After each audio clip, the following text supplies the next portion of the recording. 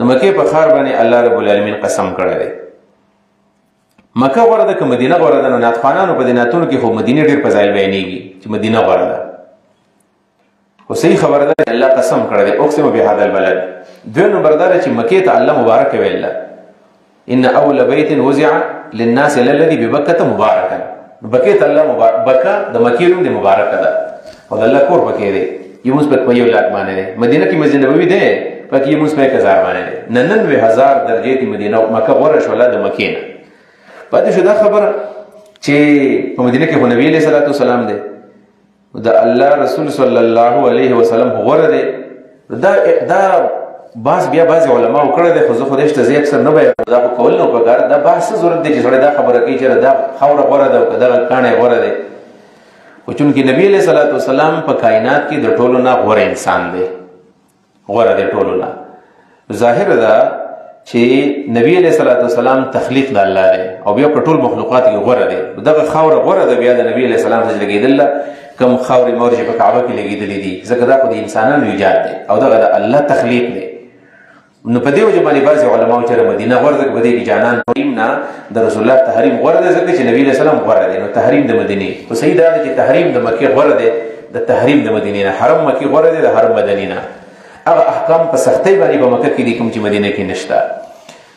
نو په دې ښار باندې الله تعالی قسم وکړو وانت حل بهذا البلد وانت حل.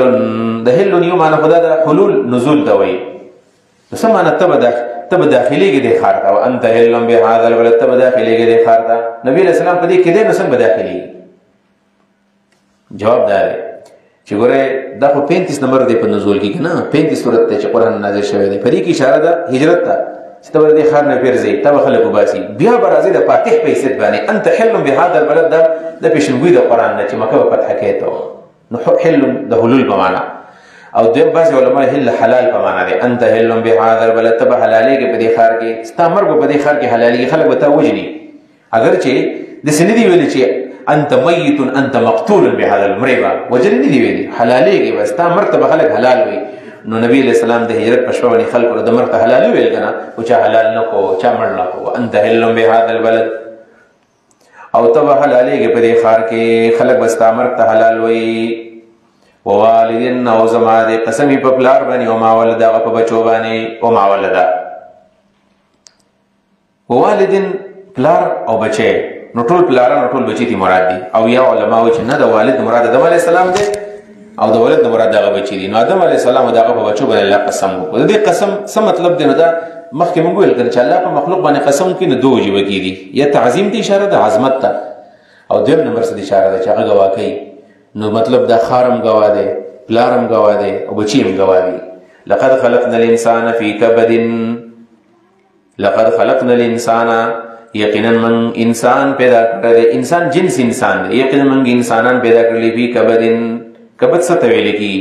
نو کبد خو یو معنی ده الکبد المشقه، انسان په مشقت کې پیدا کړی دی. انسان ژوند د مشقت دی. نو انسان ته دا وایي چې ګوره داسې نه چې ته وایي چې زه به په سهولت باندې ژوند تېروم.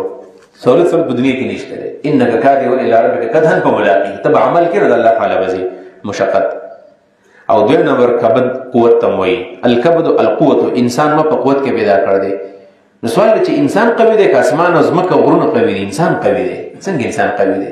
ګوره دا غرونه څومره مضبوط دي، خو دا انسان راولګېدو خو دا مودل جوړ کړي سیوټر یې جوړ کړو دا غرې په بل طرف باندې واړ. انسان ډېر طاقتور دی. موږ انسان پیدا کړی په طاقت کې.